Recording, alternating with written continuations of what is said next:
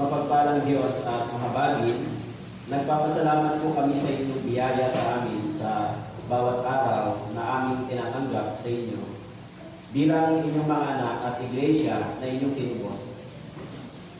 Salamat din po dahil patuloy na kami iniingatan sa mga virus na patuloy na sumisira ng buhay at patuloy na nagbibigay ng takot at alalahanin sa maraming tao. Subalit nagpapasalamat po kami, Panginoon, bilang inyong mga anak at iglesia.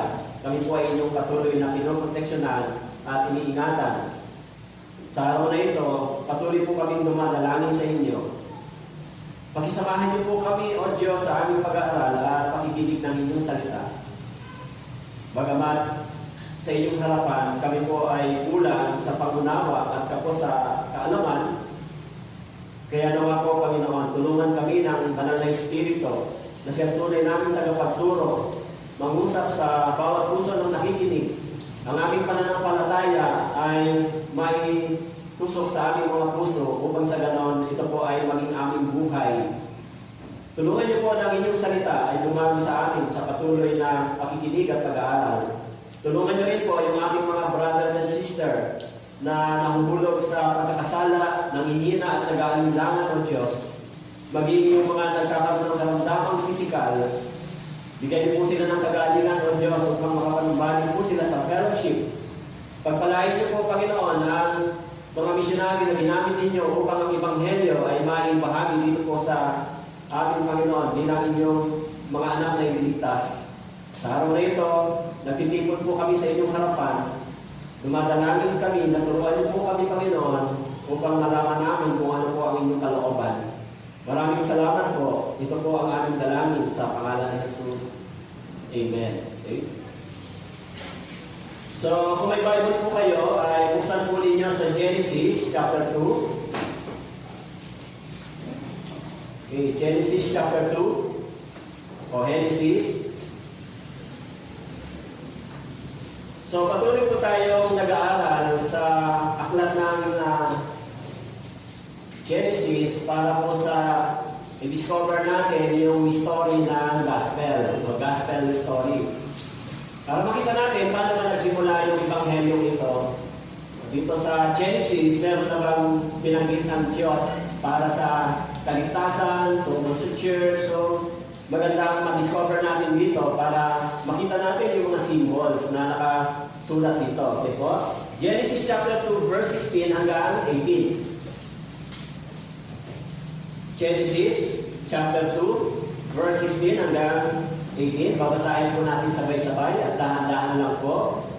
3, 2, 1. Iniutos ng Panginoong Diyos sa lalaki na sinabi, malaya kang makakain mula sa lahat ng punong kahoy sa halamanan, subalit mula sa punong kahoy ng pagkakilala ng mabuti at masama ay bagat kapain, sapagat sa araw na ito ay kumain yun, ay tiyak na mamamatay ka.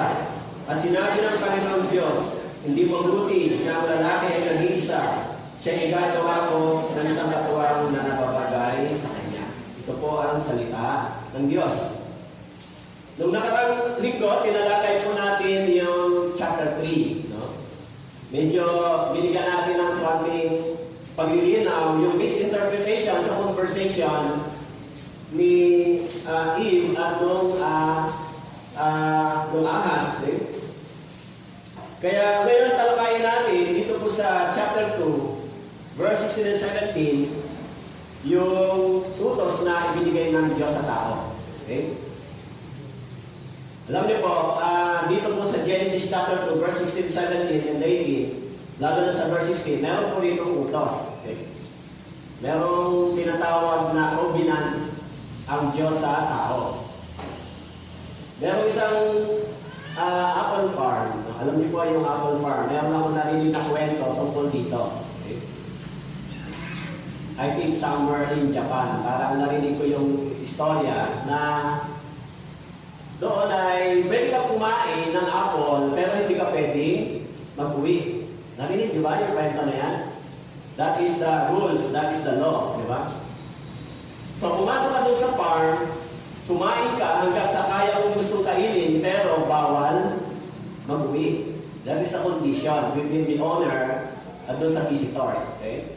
Just like dito sa Garden of Eden, dito sa verse 16 and 17, yung condition, pwede mo kainin yung lahat ng bagay na bunga ng punong kahoy maliban sa isa. That is the law, di ba? So, mababasa natin dito sa Genesis chapter 1 kung paano yung kwento ng paglikha ay hindi natapos sa pagbuo lamang ng Diyos upang maisagawa ang kanyang mga plano at panukala. Okay. Binigyan din ng pansin ng Diyos ang kahalagahan ng gawain ng tao upang pangalagaan yung kanyang ginawa. Kaya doon sa mapapansin natin na hindi lamang ang Diyos ay lumikha. Okay. Ginawa niya yung lahat ng bagay, subalit binigyan din niya ng tungkulin ang tao. Okay. So ang utos ng Diyos ay upang mapanatili ng tao ang kanyang banal na relasyon sa Diyos. Hindi lamang yun, kundi ang tao ay magkaroon ng kalayaan upang pumili at ibigin ng Diyos dahil sa mga bagay na kanyang ginawa, ibinigay yung utos. Okay? Ibinigay yung law. Pero, kung titignan natin dito sa verse 16, sinabi po, iniutos ng Panginoong Diyos sa lalaki at sinabi, malaya kang makakakain mula sa lahat ng punong kahoy sa halamanan. Subalit, mula sa punong kahoy ng pagkakilala ng mabuti at masama, huwag kang kakain, sabagat sa araw na ikaw ay kumain yun at na mamamatay ka. Sinabi ng Panginoong Diyos, hindi mabuti na ang lalaki ay nag-isa, siya igagawa ko ng isang katawang na babagay sa kanya. Dito sa mga talatang ito, meron tayong 6 na tatalakayin. Yung nakita ko dito. Okay? Pero bago yun, mapapansin natin dito sa verse 16, yung utos. Ano po? Yung utos. Kaya yung topic na ating pag-aaralan ay the meaningful obedience of man to God. Meaningful. Bakit po meaningful? As long as Adam obeyed to God's commandment, his life become a meaningful and full of joy. As long as na siya ay sumusunod, yung buhay ni Adan ay magiging masaya at mayroong tinatawag na pakinabang para sa kanya as long as sila ay susunod. The emphasis in the story is not that the trees were magical, but they presented Adam with a choice. Either submitting to God or trying to be independent of Him. So yung story, hindi po binibigyan pansin ano ba yung mga hulong meron. Pero yung binibigyan pansin ay yung tao, si Adan, meron siyang choice. Either na siya ay mag-submit doon sa utos ng Diyos or naisip niya na maging independent doon sa utos ng Diyos. Kaya sinabi doon, malaya kang makakakain. Dito po sa Genesis, hindi lamang ito yung utos, papansinin natin, bago nangyari yung pagbagsak ng tao, meron 3 utos ang Diyos dito na nakita ko sa Genesis. Yung una, mapapansin natin doon sa Genesis chapter 1, verse 28.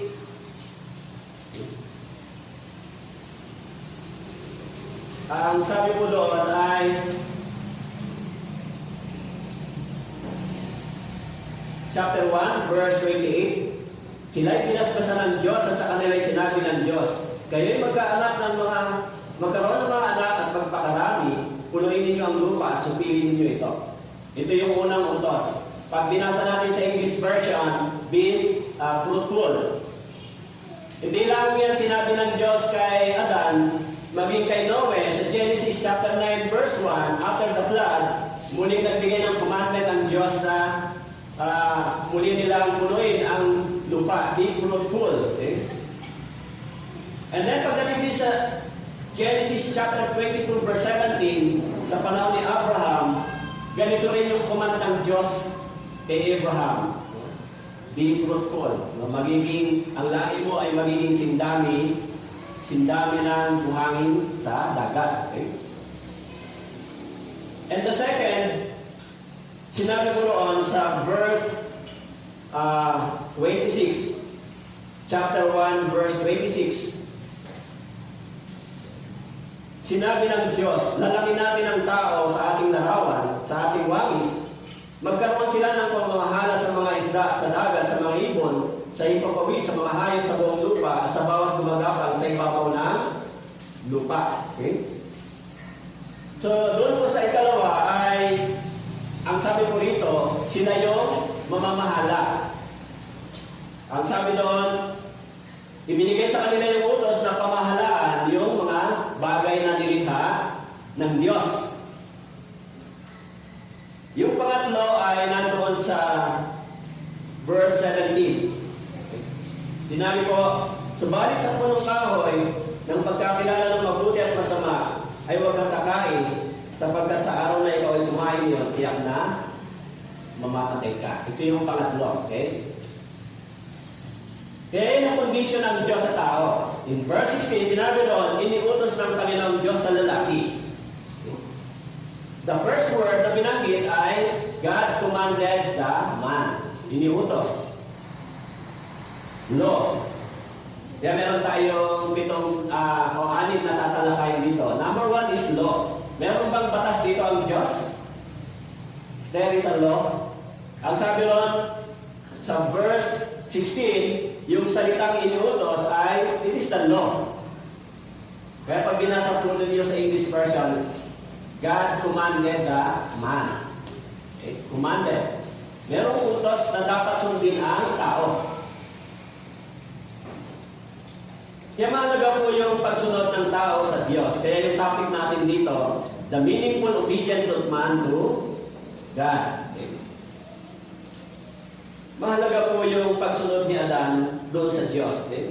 The obedience of Adam and fellowship with God is deepened according to his obey to God's commandment. Yung lalim ng kanilang relasyon at fellowship ay depende sa pagsunod ni Adan sa Diyos. Actually, ganun din naman ang mga Kristiyano, di ba? As long as tayo sumusunod sa salita ng Diyos, yung relasyon natin sa Diyos ay nagiging flourish, lumalalim, nagtideepen yung understanding natin doon sa relasyon natin sa Diyos. Ganon din naman siya Dan. Binigyan siya ng utos ng Diyos. Okay? Mula doon sa mga bagay na ginawa ng Diyos, okay, ay nilikha ng Diyos ang tao at ibinigay yung utos. Responsibility. Actually, yung salitang Adam ay, ang translation, ang meaning ay man or mankind. Yung salitang Adam. At yung salitang Eve naman, yung translation sa Bible, yung meaning ng Eve ay life or living. Yan po yung interpretation ng kanilang mga pangalan. Kaya ibinigay yung utos. So number 1, law. And the Lord commanded the man. Why God commanded the man? Bakit ba mayroong ibinigay ng utos? Alam nyo, mayroong limitation yung tao doon sa Garden of Eden. Bagamat siya ay freedom, bagamat siya ay mayroong kalayaan, subalit nilagyan ito ng boundary ng Diyos. The law was indicated that human was never disconnected in God's purpose. Instead, God wanted to be part of His plan. Okay?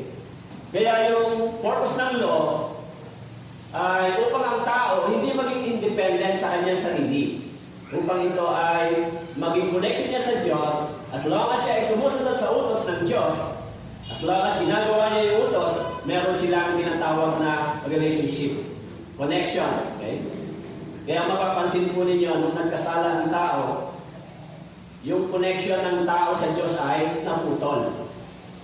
Na-disconnect. Okay? Disconnected. Yung pinag-aralan natin last Sunday. Kaya dito si Adan, as long as siya ay sumusunod sa utos ng Diyos, meron silang connection sa Diyos. Okay? Nilikha ng Diyos yung mga bagay. Kaya doon po sa Genesis, okay, chapter 1, verse 3 and 9, mapapansin natin kung paano ginawa ng Diyos yung sanlibutan ito. Okay? Sinabi ng Diyos, magkaroon ng liwanag at magkaroon ng liwanag. Actually, kung mapapansin po natin, maging yung creation ay binigyan ng Diyos ng responsibility, yung creation. Halimbawa po yung araw, di ba? Meron po bang Meron po bang yung araw ba ay bounded by the law? Ang ibig sabihin, yung araw, automatic, kapag dating ng hapon, siya ay lulubog. Pagdating ng umaga, siya ay sumisikat. Ito po yung gawain ng araw, okay? Ito yung itinakda ng Diyos. Halimbawa po yung pag-ikot ng araw doon po sa mundo. Okay? Pag-ikot ng buwan, pag-ikot ng mundo doon sa araw. Ibinigay din ng Diyos sa mundong ito, yung automatic na siya ay dapat umiikot 24 hours, matatapos siya sa loob ng isang taon. Tama po, isang taon bago natatapos yung pag-ikot. So, kahit na nilikha ng Diyos yung mga bagay na ito, nilagyan niya ng mga gawain yung bawat nilikha ng Diyos. Maging yung dagat, alam niyo ba yung dagat ay mayroon din siyang sinusunod na patas ng Diyos. Hindi siya pwedeng tumungtong sa lupa, yung dagat. Okay? Hanggang doon lang yung alon. Okay? Kaya doon sa awit chapter 74, verse 17, sinabi mo doon, itinakda mo ang lahat ng mga hangganan ng daigdig. Yung ginawa ang tag-init at ang taglamig. Kaya, ang sabi dito, itinakda mo ang lahat ng mga hangganan ng daigdig. Hindi lamang yung tao ang binigyan ng Diyos ng boundary o limitation. Hindi lamang yung tao ang binigyan ng Diyos ng batas, maging yung creation. The whole creation, God given the law. Kaya nga sinabi ron, yung hangganan ng daigdig ay itinakda ng Diyos. Kaya pag binasa po ninyo sa Genesis, mapapansin po ninyo na sinabi ron, magsama ang tubig sa isang lugar. Diba? Bumukod dito sa lupa. That is the law. God's commanded to the water. Sinabi ron, magsama kayo sa isang lugar. Magsama kayo sa isang lugar. At maging yung mga hayop ay inutusan din ng Diyos. Hindi lamang yung mga hayop at yung creation, maging yung tao. Kaya sinabi rito, iniutos ng Diyos sa lalaki. God commanded the man. Kaya special ng tao sa harapan ng Diyos. Kasi yung relasyon ng Diyos sa tao ay hindi katulad sa relasyon ng hayop. Actually, only the man na binigyan ng Diyos ng close relationship sa Kanya through the image. Diba sinabi doon, nilikha ng Diyos ang tao ayon sa Kanyang wangis. Yung hayop ay hindi. Kaya yung tao ay mayroon tayong connection sa Diyos. Okay? Maging si Adam, binigyan siya ng utos ng Diyos para mapanatili yung kanilang relasyon. As long as Adam obeyed to God's word, so yung relationship nila between God and man ay nagiging flourish, nagiging mas malago. Okay? Kaya hiningi ng Diyos yung pagsunod ng tao. Actually, doon po sa Garden of Eden, there are three kinds of choices in the middle of the Garden of Eden. Meron tatlong choice dito. Okay? Doon sa Genesis chapter 1, verse 29, sinabi doon, Genesis chapter 1, verse 29, sinabi ng Diyos, tingnan ninyo, ibinigay ko sa inyo ang bawat halaman na nagkakabinhi, na nasa ibabaw ng lupa, ang bawat punong kahoy na may binhi, sa loob ng bunga, ang mga ito ay magiging pagkain ninyo. Very specific. Anong pagkain ng tao? Yung mga bungang kahoy na pinatubo ng Diyos. At pagdating po doon sa chapter 2, verse 9, binanggit yung dalawang bahagi pa na choice ng tao. Sinabi ron, pinatubo ng Panginoong Diyos sa lupa ang lahat ng punong kahoy na nakapangulo sa paningin at mabuting kainin. Gayun din ang punong kahoy ng buhay sa gitna ng halamanan at ang punong kahoy ng pagkaalam ng mabuti at masama. Okay. Napansin niyo ba yung dalawang choice dito sa verse 9? Sabi mo ron, gayon din ang punong kahoy ng buhay sa gitna ng halamanan. Ito yung pangalawa. And the second, at ang punong kahoy ng pagkaalam ng mabuti at masama. So there are three choices dito. Yung pagkain ng tao, sa verse 29, ibinigay ng Diyos yung specific. Okay? Sinabi ron, ang mga bungang kahoy na ito na nagkakabili ay magiging pagkain ninyo. Okay? At doon sa Garden of Eden, meron dalawang punong nakatayo. Ang punong kahoy ng buhay at ang punong kahoy ng pag-aalam ng mabuti at masama. Meron choices, di ba? Bagaman binigyan ng Diyos ng kalayaan ng tao, hinayaan siya pumili. Okay? Kaya doon sa Proverbs chapter 30, verse 14, o Kawikaan chapter 13, verse 14, the law of the wise is a fountain of life, to depart from the snares of death. The law of the wise. Actually, binigay yung law para yung buhay ay maproteksyonan. Sinabi ng Panginoon kay Adam, huwag kang kakain ng bunga ng punong kahoy na nagbibigay ng kaalaman ng mabuti at masama. Kapag ikaw ay kumain niyon, surely, o iyak, ikaw ay mamamatay. Kaya yung unang bigyan natin ng pansin ay yung salitang law, commandment. God's commanded the man.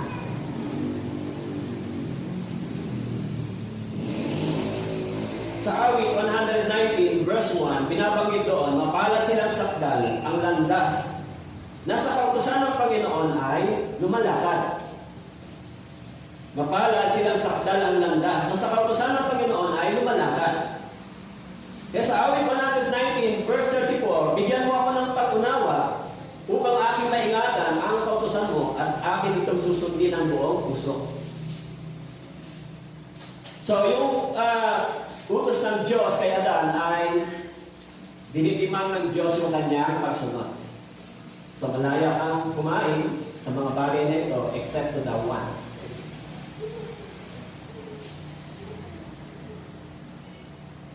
In Genesis chapter 1 verse 28, sinabi mo doon, sila'y binasbasan ng Diyos. Actually, yung salitang binasbasan ng Diyos, God blessed the man. God blessed the man. Before the curse, ibinigay yung blessing sa tao bago mahulog sa pagkakasala ang tao. Kaya yung position ni Adan ay napahalaga. As long as Adam and Eve obey to God's commandment, the blessings and the dominion over creations are relayed. Okay? As long as sila ay sumusunod, kaya binanggit ko doon sa verse 19, okay?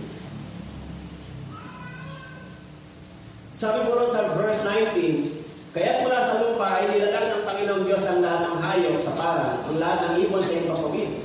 Dinala sa lalaki upang malaman kung anong itatawag niya sa mga iyon. At ang unang itawag ng lalaki sa bawat buhay na nilalang ay siyang pangalan ito. Matalino, di ba?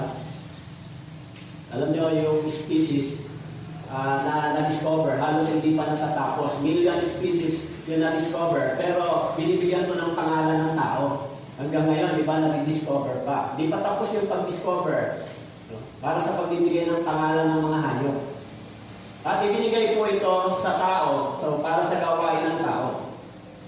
Actually, pagkatapos ng pagsuway ng tao, yung lahat ng mga blessings na ito, yung ibinigay ng Diyos sa tao ay napailalim sa kapangyarihan ng diablo. Saan mo ba natin mababasa? Mababasa po natin sa Mateo chapter 4. Okay. Doon sa Mateo chapter 4,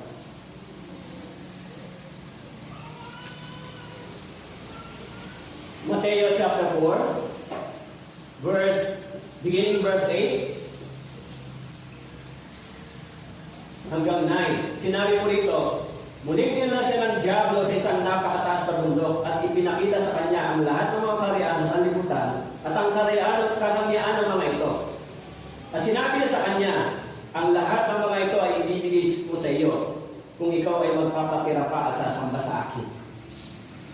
Ang sabi ko rito, si Jesus Christ, nang tinukso po ng diablo, ang sabi ko ron, dinala siya ng diablo, ipinakita sa kanya yung karangyaan sa sanlibutan. Kaya verse 9, sinabi sa kanya, ang lahat ng mga ito ay ibibigay ko sa iyo. Sino po ang nagsabi nun? Ang sabi ni Satan, yung lahat ng mga kayamanan ito, karangyaan ito, ibibigay ko sa iyo. Ang ibig sabihin, yung salitang yan, yung mga bagay sa sanlibutan ito at karangyaan ay napailalim sa kapangyarihan ni Satanas. Dahil sinabi niya kay Jesus Christ, sasambahin mo lang ako, yung kayamanan ito, yung nakikita mo, ibibigay ko sa iyo. Si Satan po yung nagsabi. Okay? Kaya makapansin po natin doon sa Genesis, yung history ng gospel, kung paano po nagsimula. Kahit yung tao ay binigyan ng Diyos ng mga bagay na kailangan, binigyan siya ng pagpapala ng Diyos, subalit sinasabi ron, meron pa rin boundary. There is a law, limitation. Kaya si Adan ay hinihingian ng Diyos ng pagsunod. Number 2, ano po yung ibinigay sa kanyang pangalawa? Doon po sa verse 16 ng Genesis. Sinabi ron, malaya kang makapakain mula sa lahat ng punong kahoy sa labanan. Number 2 is freedom. May freedom po ba ang tao dito? Sinabi ng Diyos, malaya ka, makakain mula sa lahat ng punong kahoy sa labanan. Freedom. God gave them freedom para i-exercise ng tao yung kanyang will, yung kanyang sariling will sa ilalim ng pag-ibig ng Diyos, sa ilalim ng provision ng Diyos. Kaya sinabi po ng Diyos kay Adam, malaya ka makakain mula sa lahat ng punong kahoy sa kalamanan. The word malaya is tinatawag na meron siyang freedom. Malaya. Kaya yung kalayaan ito ay binigay ng Diyos sa tao. Kayo ba? May kalayaan po ba kayo? Kahit tayo naman, yung free will natin hanggang ngayon ay hindi yung binagit ng Diyos. Hindi niya ginawa tayong robot. Malaya kayo. Magagawa ninyo yung bagay na gusto ninyo. Magagawa ninyo pumunta sa church. Magagawa ninyong umayaw, magagawa ninyong magbasa ng Biblia, magagawa rin yung hindi, magagawa ninyong manalangin, magagawa ninyo yung hindi manalangin. Malaya kayo, di ba? Meron tayong freedom. Meron tayong free will. Kaya yung salitang free will ay naging malaking problema ng maraming tao pagdating sa pagtuturo ng Biblia, lalo na po sa salitang kaligtasan. Kaya pag binasa po natin yung Biblia, napakaraming mga misinterpreted na scripture o na talata ng Biblia. Halimbawa yung kalayaan ng tao, free will. Pwede bang yung kalayaan ng tao ay maging connection ng kanyang kaligtasan? Yung will ba ng tao ay may connection sa kanyang salvation? Kasi minsan sinasabi nga ng mga ilang pagtuturo na kailangan yung will mo ay gamitin mo para mag-decide, di ba? Mag-decide, mag-decision ka. Kaya pag binasa po ninyo doon sa John chapter 1 verse 13, not by the will of man. Bagamat meron kalayaan ng tao, pero yung kalayaan ito ay hindi para makuha niya yung kaligtasan. Tama po? Yung kalayaan ito ay dapat niyang gamitin sa pagsunod, sa kalooban at sa utos ng Diyos.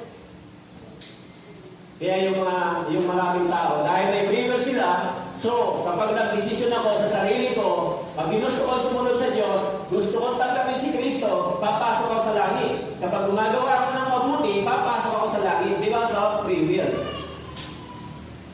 Pero yung free will natin ay walang kaugnayan sa personal nating kaligtasan sa Diyos.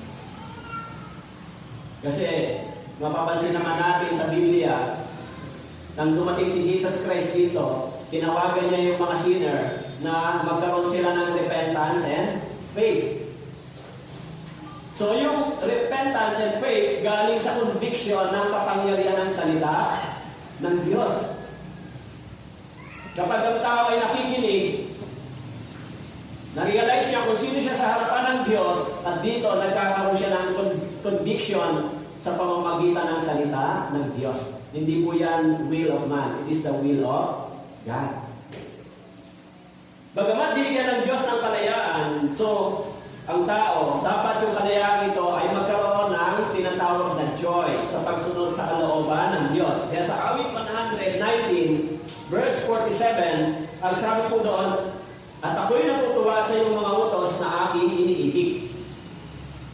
Ako'y natutuwa sa iyong mga utos na aking iniibig. Kaya sa Genesis chapter 2 verse 9, pinatubo ng Panginoon Diyos sa lupa ang lahat ng punong kahoy na nakakalugod sa paningin at mabuting kainin. Dahil din ang punong kahoy ng buhay sa gitna ng halamanan at ang punong kahoy ng pagkaalam ng mabuti at masama.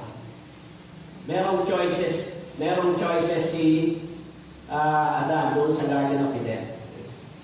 Sinabi ron, yung mga bunga ng punong kahoy na nandun sa verse 29 na nagkakabinhi sa ibabaw ng lupa ay binigay sa kanya bilang pagkain. Pero, yung punong kahoy ng buhay sa gitna ng halamanan at ang punong kahoy ng pagkaalam ng mabuti at masama ay nilagay din ng Diyos doon sa Garden of Eden. Siguro, sa panahon na yan, no? I-imagine natin yung Garden of Eden. Napakaganda siguro ito. Diba? Narinig niyo ba yung istorya o yung sinasabi ni Kiboloy na yung Jerusalem o yung Garden of Eden na bagong itinayo ay nasa Davao. Nasa Davao na. Hindi ako masyadong clear o hindi ako masyadong knowledgeable doon sa history niya. Pero naririnig ko lang yung mga sinasabi nila na doon daw sa Davao ay mayroong ganito kagandang itinayo sila.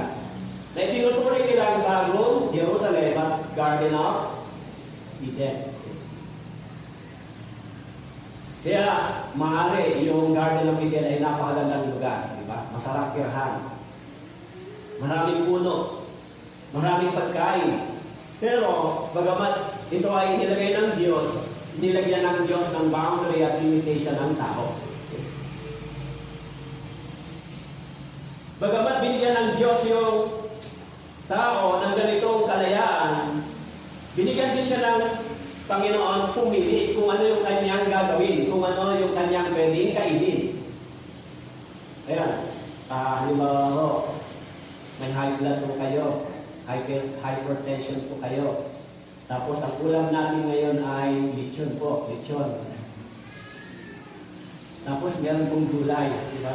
So pumili po kayo, ang gusto nyo, lechon o yung gulay. Pero pag may hypertension po kayo, pag kumain po kayo ng maraming lechon, maaari po maaari kamatay nyo, di ba? Pero, wala naman, may bumili pa ng lechon ngayon? Wala naman, no, di ba?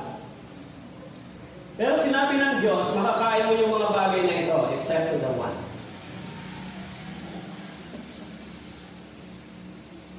There are two desires in the Garden of Eden. No? Number one, mapapansin natin dito, ibinigay ng Diyos yung desire para sa pagkain, physical. Para sa pagkain physical. Alam niyo po, yung pagkain physical, automatic yung ating katawan ay naghahanap ng pagkain. Nagugutom mo ba kayo? Sumisigaw po minsan yung sikmura nila lang, pagkain, pagkain. Maliban dun sa mga sorry po sa word, sa mga medyo chubby, talagang lagi-lagi, oras-oras yan, pagkain at sigaw niya. Pagkain. Automatic yung ating katawan ay humihingi ng pagkain kahit hindi natin sinasabi. Yan yung physical na pangangailangan natin sa ating katawan. Kaya ibinigay ng Diyos kay Adan kung paano ito masusustain. Sinabi doon sa verse 29, yung mga bagay, yung mga nagkakabinhi na nasa ibabaw ng lupa, pagkain, para sa iyong pangangailangang pisikal, katawan. Ano po? Yan ang iyong pagkain.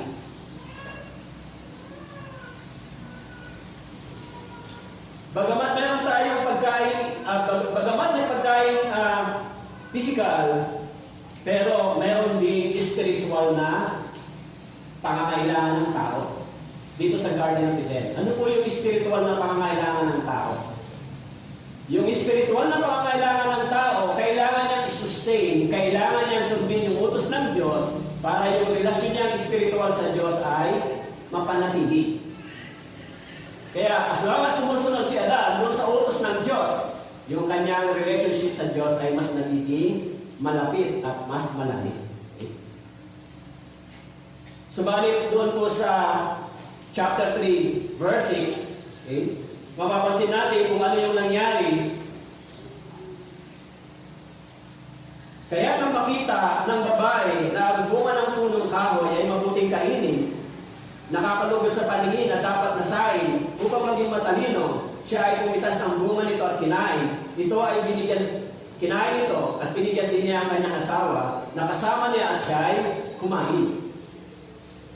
So medyo siguro yung pag-aaral sa pagitan ng relationship ni Adan at ni Eve, no?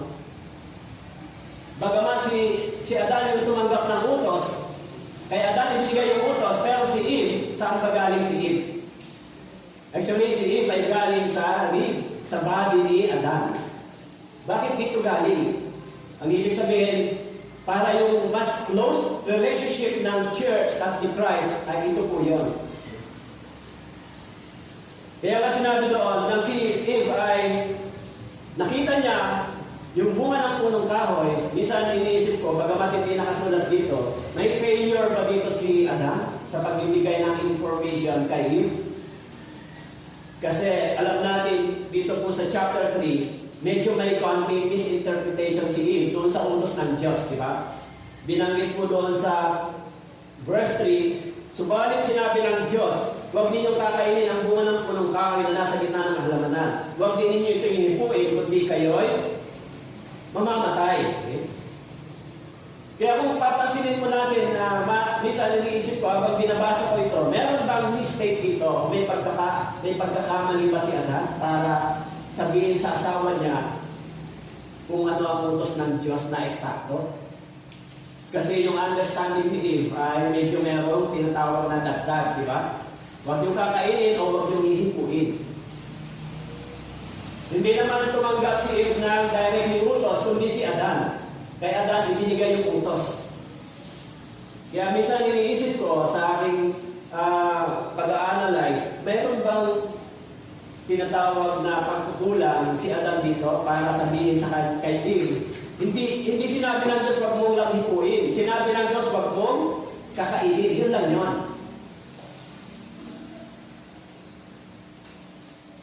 Kaya sabi ko dito, nang makita ng babae na ang bunga ng punong kahoy ay mabuting kainin, nakakalugod sa paningin at dapat nasain upang maging matalino, siya ay pumitas ng bunga nito, kinain ito at binigyan din niya ang kanyang asawa, nakasama niya, siya ay kumain. Ang sabi ko dito, nang makita ng babae na ang bunga ng punong kahoy ay mabuting kainin. Mabuting kainin. Yung salitang mabuting kainin, dapat magbigay ito ng resulta na mabuti rin sa'yo. Di ba? O yan, kainin mo yan. Mabuting kainin yan. Kumain ka ng maraming gulay, kumain ka ng maraming prutas, yan ay mabuting kainin para sa'yo. Pero dito, hindi po nakikita ni Eve yung mabuting kainin ay gulay at prutas. Ang nakikita niya mabuting kainin ay at nakakalugod sa panginin yung pagnanasa niya maging isang matalino. Okay. Kaya sinasabi ko doon sa tingnan natin kung ano ba yung sinasabi nitong mabuti. Okay. Pagkatapos ng pagbagsak ng tao, ano ba yung resulta? Okay.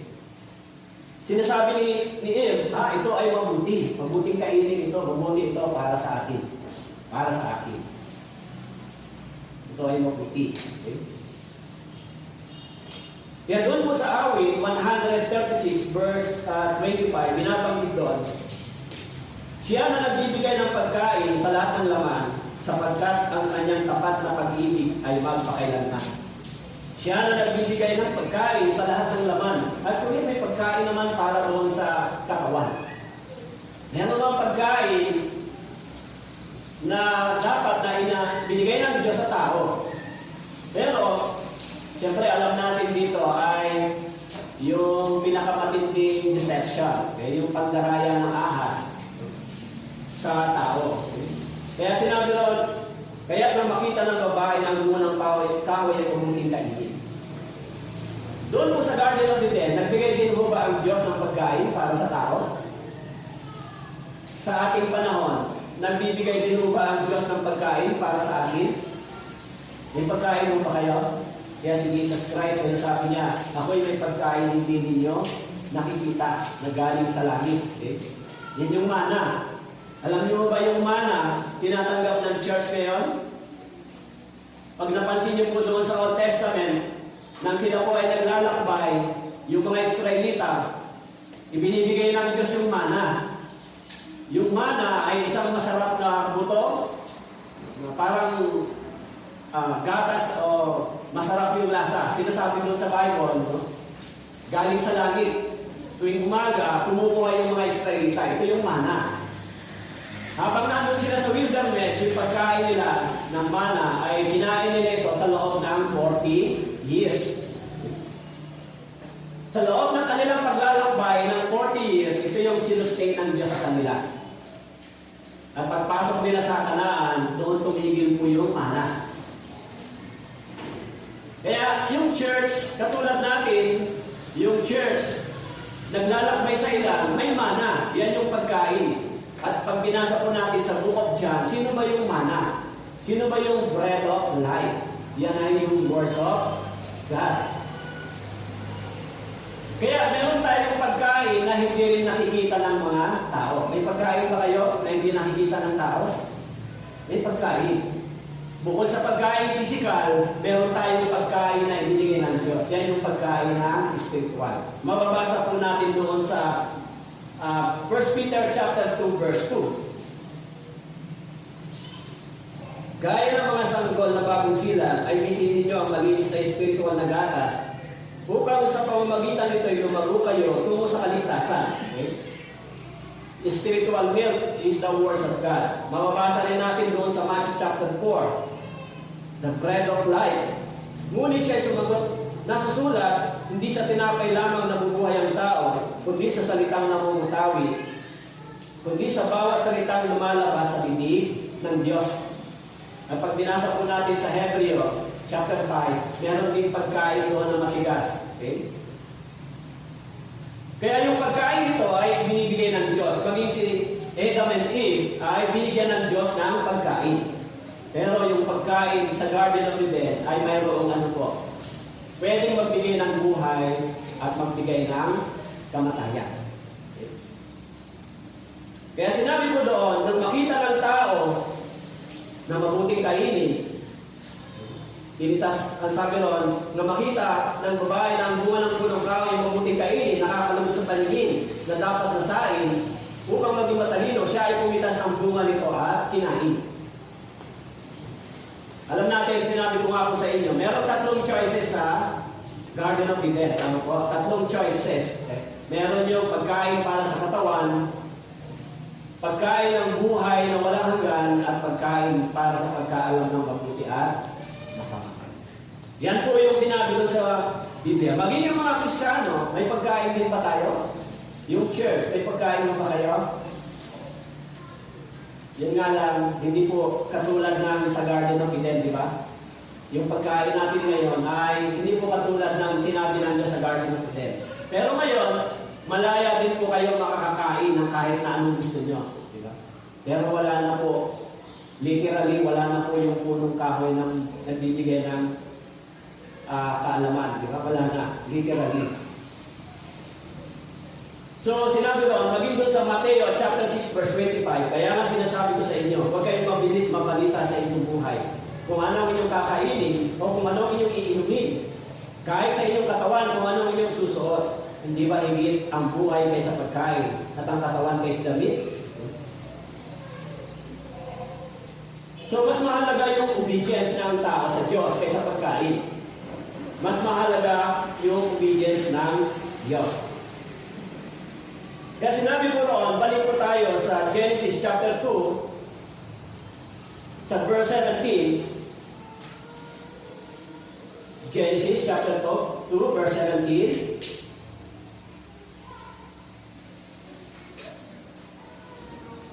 Subalit, mula sa punong kahoy ng pagkakilala ng mabuti at masama, huwag kang kakain Sapagkat sa araw na ikaw ay kumain yun, ay tiyak na mamamatay ka. So number 3, merong condition o merong limitation. Subalit mula sa punong kahoy ng pagkakilala ng mabuti at masama, huwag kang kakain. Yun po yung sinabi ng Diyos kay Adan. Huwag kang kakain. Merong limitation. Kahit meron kang freedom, kahit ibinigay ng Diyos yung provision, nandyan lahat yung kailangan mo, pero ang isang bagay na iniutos sa iyo ay ito, huwag mong gagawin, huwag mong kakainin. This is a testing for his loyalty and full obedience to God. Nandun sa gitna ng Garden of Eden, okay? Maging doon sa Deuteronomy chapter 28, verse 15, ganun din naman yung sinabi na kondisyon ng Diyos. Ngunit, kung hindi mo papakinggan ang dinig ng Panginoon mong Diyos sa pamamagitan ng pagsasagawa ng lahat ng kanyang mga utos at tuntunin na aking iniutos sa iyo, sa araw na ito, ang lahat ng sumpang ito ay darating sa iyo at aabot sa iyo. Ano po ang sinabi ron? Sapagkat sa araw na ikaw ay kumain niyon, tiyak na mamamatay ka. Sabi ron, tiyak na mamamatay ka. You will surely die. 100%. Kaya sinabi ng Bible, huwag kang kakain. Ibigay ng Diyos yung kalayaan sa tao para pumili kung ano ang mas nakalulugod sa paningin ng Diyos. Maging doon sa Deuteronomy chapter 30 verse 19, sinasabi po doon, tinatawagan ko ang langit at ang lupa bilang saksi laban sa inyo sa araw na ito, na aking inilalagay sa harapan mo ang buhay at kamatayan, ang pagpapala at sumpa. Kaya, piliin mo at ng iyong binhi ang buhay upang ikaw ay mabuhay. Piliin mo. Bagamat binigyan ng Diyos ng kalayaan ng tao, binigyan siya ng kakayang pumili, pero ang sinabi doon, dapat ang piliin ng tao ay ang nakalulugod sa Diyos. Dapat ang piliin ng tao ay ang pagsunod sa Diyos. Kaya sinabi ng Bible, sinabi doon, sapagkat sa araw na ito ay kumain yun, tiyak na mamamatay ka. Tingnan natin yung salitang limitation or freedom. Yung testing ng Diyos sa kay Adan. Tayo ba? Sa ating pamumuhay Kristiyano, may testing din ba sa atin minsan? May testing mo ba sa inyo? May test mo ba sa inyo yung pananampalataya? Anong pinakamahirap na test sa isang Kristiyano? Siguro pinakamahirap na testing sa isang Kristiyano ay ang magsimba or mag-church pag Sunday. Minsan, iniisip ko minsan ang tao ay ganito, di ba? Ang mas mahirap ang paghandaan ay ang pagpunta sa church pag Sunday. Pinakamahirap. Pagka in-observe mo ang tao, mas mahirap sa kanila yung ganitong preparation. Pero, halimbawa po, kayo ay naimbitahan sa isang kasalan at kayo po ay mayroong partisipasyon. Pwede bang hindi kayo pumunta? Pwede bang hindi kayo darating ng tamang oras? Hindi pwede yun, di ba? Baka nagmamarcha na yung ikakasal, kayo wala pa. Di ba? Paano kung mali yung magkakasal, di ba? Ang mali kayo magkakasal, di mas matinding problema yun, di ba? Pagkatapos, yung magkakasal, hindi pa nakarating. Sabi nung magkakasal, next time na lang mo, bukas na lang kasi busy na yun. Pwede mo ba yun?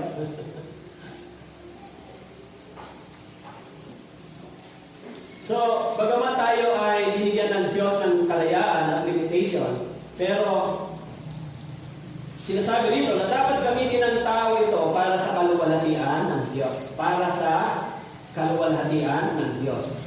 Sapagkat pinamumuhayan nila ang kaalaman na hindi pinili ang takot sa Panginoon. Proverbs chapter 1 verse 29 and verse 32, sapagkat ang pagkaligaw ang pumapatay sa walang alam at ang pagsasawalang bahala ang sumisira sa hangal.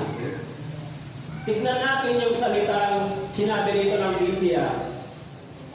Sinabi ko sa verse 17, subalit mula sa punong kahoy ng pagkakilala ng mabuti at masama, huwag kang kakain, sapagkat sa araw na ikaw ay kumain yun, tiyak na mamamatay ka. You shall not. Yung salitang, you shall not eat. Merong kinalaman ito doon sa Ten Commandments, di ba? Meron bang nakasulat na ganito sa Ten Commandments? Sa pumutos ng Diyos? Meron ba? Huwag kang sasamba sa mga bagay na ginawa ng tao, huwag kang magsisinungaling, huwag kang magnanakaw. Ito po yung law, ito po yung batas ng Diyos. Kaya sinasabi doon, huwag kang kakain sapagkat pag ikaw ay kumain yun, tiyak na mamamatay ka. Surely, you surely die. Alam niyo po, yung sinabi na ito ng Panginoon, sa araw na ikaw ay kumain nun, ay tiyak na mamamatay ka. Pag tinignan po natin, pag binasa po ninyo yung history sa Biblia, sa Old Testament, pag binasa po ninyo, mahirap bilangin kung gaano karaming tao ang namatay sa labanan.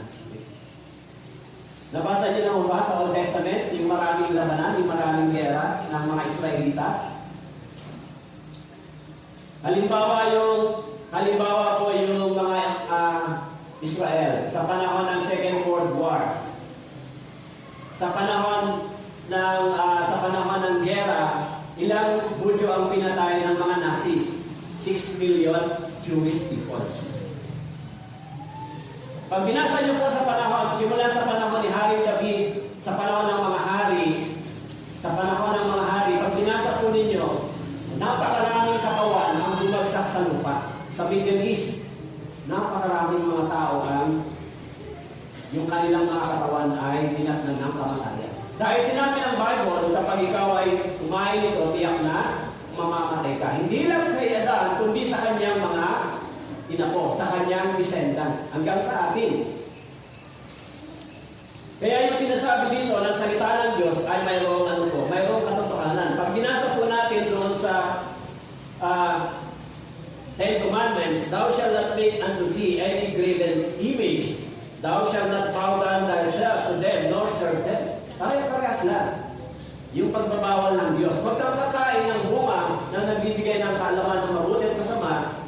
So, ganun din yung utos ng Diyos sa Ten Commandments. Thou shalt not commit adultery, thou shalt not kill, thou shalt not steal, thou shalt not bear false witness, thou shalt not covet thy neighbor's house. Paulit-ulit lang. Yung utos ng Diyos. Actually, pag binasa natin doon, yung utos ng Diyos para sa buhay ay isa lang. Isa lang yung para sa kamatayang espiritual. Sinabi doon magkakain, sapagkat sa araw na ikaw ay kumain yung tiyak na mamamatay ka. Okay? Number 4, meron itong God's warning. Sinabi mo doon, sapagkat sa araw na ikaw ay kumain yun, ay tiyak na mamamatay ka. Yan po yung pagpili ng tao. Responsable ang tao sa kanyang mga pagpili at desisyon. Except to the salvation. Okay? Kasi medyo maraming na-confuse sa salitang ito, di ba? Yung isa sa mga misinterpreted na mga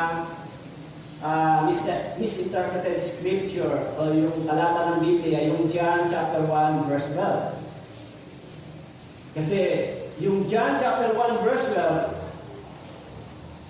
ito po ay nagkaroon ng misinterpretation patungkol po sa kaligtasan. Okay? Sabi po dito sa John 1:12. Subalit, ang lahat ng tumanggap sa Kanya na sumasampalataya sa Kanyang pangalan ay Kanyang pinagkalooban sila ng karapatan na maging mga anak ng Diyos. Kaya binanggit po rito, ang lahat ng tumanggap sa Kanya. Hanggang doon lang yung binigyan ng paglilinaw o emphasis. Sabi roon, ang lahat ng tumanggap sa Kanya. Kaya, ang nangyari, yung interpretation, kapag tinanggap mo si Jesus Christ, ikaw ay ligtas na. Dahil sa talatang ito, dahil sa salitang ito. Ang lahat ng tumanggap sa Kanya, ang lahat ng tumatanggap sa Kanya, so, born again na, kapag tinanggap mo si Jesus Christ. Tanggapin mo lang si Jesus, born again ka na. Ganun mo ba yung ibig sabihin dito? papaano kung hindi ko tinanggap si Jesus? Papaano kung hindi ko siya tinanggap? Kung gano'n, hindi ako makakapasok sa langit. Sabi dito, subalit ang lahat ng tumanggap sa Kanya na sumasampalataya sa Kanyang pangalan ay Kanyang pinagkalooban sila ng karapatan na maging mga anak ng Diyos. Dapat po hanggang verse 13, mabasa ito. Ang sabi ron, na ipinanganak hindi sa dugo, o sa kalooban ng laman, o sa kalooban ng tao. Okay? Binanggit ko rito yung kalooban ng tao. Ipinanganak hindi sa kalooban ng laman o sa kalooban ng tao. Ang ibig sabihin, hindi tayo ipinanganak, hindi tayo naligtas sa pamamagitan ng kalooban ng tao, kundi sa kalooban ng Diyos. So kung gagamitin mo yung salitang, ang sino mang tumanggap sa Kanya, dapat mayroon kang free will, dapat mayroon kang desisyon, kasi ang sino mang tumanggap sa Kanya. Kasi dito, responsable ang tao sa kanyang pagpili, di ba? Siya Dan, binigyan siya ng Diyos ng tungkuling pumili. Okay, malaya kang pumili dyan. Kaya kung ganon, malaya ako magdesisyon pumili. Tatanggapin ko ba yan o hindi? This is your choices, di ba? Kaya yung maraming tao, naligtas sila sa mga maling pagpili. Alam mo, yung evangelism ay ganito. Magpipreach pagkatapos sasabihin, sino gustong tumanggap kay Kristo? Taas ang kamay. So, kung gano'n, dahil meron akong free will, meron akong will, pipiliin ko yan. Diba? Pipiliin ko tanggapin si Kristo. Ngayon, pag pinili mo si Kristo, yun ang interpretation, ikaw ngayon ay born again na. Born again na. Alam niyo, kaya ako ito itinatalakay sa inyo, kasi ma-discover natin yung history ng gospel sa Genesis, kung paano ba ito nagsimula. Kasi pagdating po sa Old Testament at saka sa New Testament, nag-disconnected yung teaching na ito. Iniisip nila, ang kaligtasan sa New Testament ay magkaiba sa itinuro sa Old Testament. Parehas lang po. Parehas lang yung kaligtasan itinuro sa Lumang Tipan at sa Bagong Tipan. Kaya binanggit doon kay Abraham yung salitang justification by faith, justify. Yung pananampalataya ni Abraham, parehas lang. Kaya bagamat ang tao, binigyan ng Diyos ng kalayaan, pero meron silang pagpili. Responsible sila sa kanilang choices. Accountable sila. Sinabi ng Diyos, malaya ka. Pumili ka kung anong gusto mo. Kainin mo kung anong nakalulugod sa iyong paningin. Kaya si Eve, sabi niya, ito ay mabuting kainin. Pero tingnan po natin kung doon sa isipan ni Eve, kung paano niya in-interpret yung salitang mabuting kainin. Okay? Doon po sa chapter 3, verse 14, verse 15 na lang po, okay? Verse 15. Kung ano ang iginawad ng Diyos sa tao sa pagpili niya, okay? Maglalagay ako sa iyo sa babae ng pagkapos sa isa't isa, sa iyong binhi at sa kanyang binhi. Ito ang dudurog ng iyong ulo at ikaw ang dudurog sa kanyang sako. Alam niyo po, sa sinabi ni Eve, ito ay mabuting kainin. Yung kanyang kaisipan na mabuting kainin, ito po yung resulta. Sinabi niya, sa verse 6, nakita ng babae na ang bunga ng punong kahoy ay mabuting kainin. Ano ang resulta ng kanyang kaisipan na ito ay mabuting kainin? Naging mabuti ba ang resulta sa kanya? Ano po ang resulta? Ang sabi doon, nagkaroon ng pagkapuot sa isa't isa. Labanan. Sinabi diyan, dahil sa yung interpretation ni Eve na mabuti, pero sa Diyos ay hindi. Dahil yung resulta, sinabi rito, maglalagay ako sa iyo, sa babae, ng pagkapuot sa isa't isa, at sa iyong binhi at sa kanyang binhi. Ito ang dudurog ng iyong ulo at ikaw ang dudurog ng sako. For the 1,000 generation, yung battle, yung pagkapuot ay hanggang ngayon ay nananatili. Nakuha niyo ba yung ibig kong sabihin? Yung kaisipan ni Eve na ito ay mabuting kainin, sa kanyang kaisipan ito ay mabuti, pero sa paningin ng Diyos ito ay isang pagsuway. Ito ay isang disobedience. Kaya parang ganito, parang sinasabi na, parang ganito ang sinasabi ni Eve. Parang ang tingin niya doon sa lason ay mabuting kainin. Pero nung nakain niya yung lason, ano po ang resulta? Siya ay namatay. Yun yung consequence sa kanya. Pero ang akala niya, ito ay mabuting kainin. Pero yung resulta sa kanya ay kamatayan. Ganun din naman, sinabi niya, nung nakita niya yung punong kahoy ng pagkaalam ng mabuti at masama, ito ay mabuting kainin sa kanyang paningin. Pero sa paningin ng Diyos, ito po ay isang pagsuway. Kaya doon po sa verse 16, ano po yung interpretation ni Eve sa mabuti? Sa verse 16, ano yung judgment sa kanya?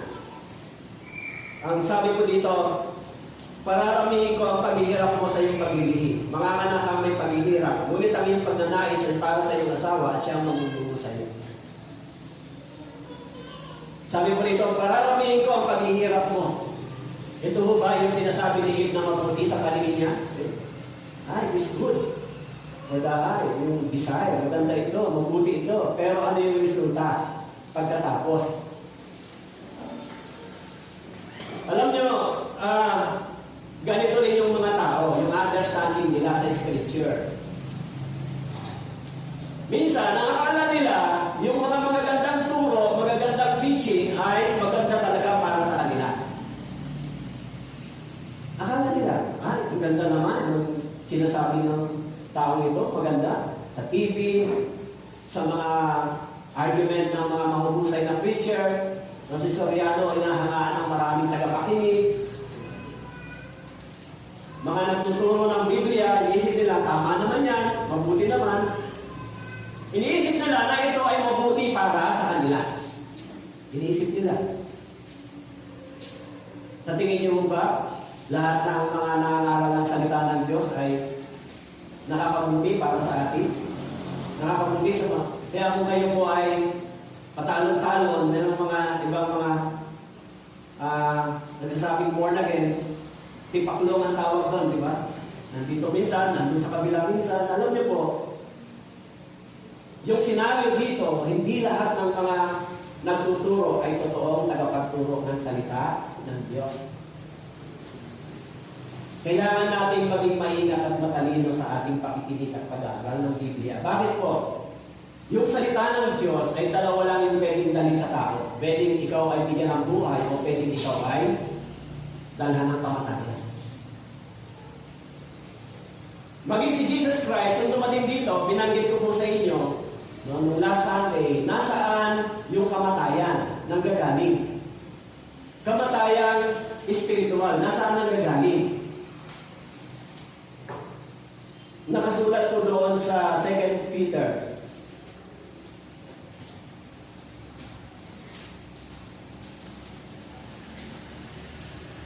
Second Peter, chapter 2.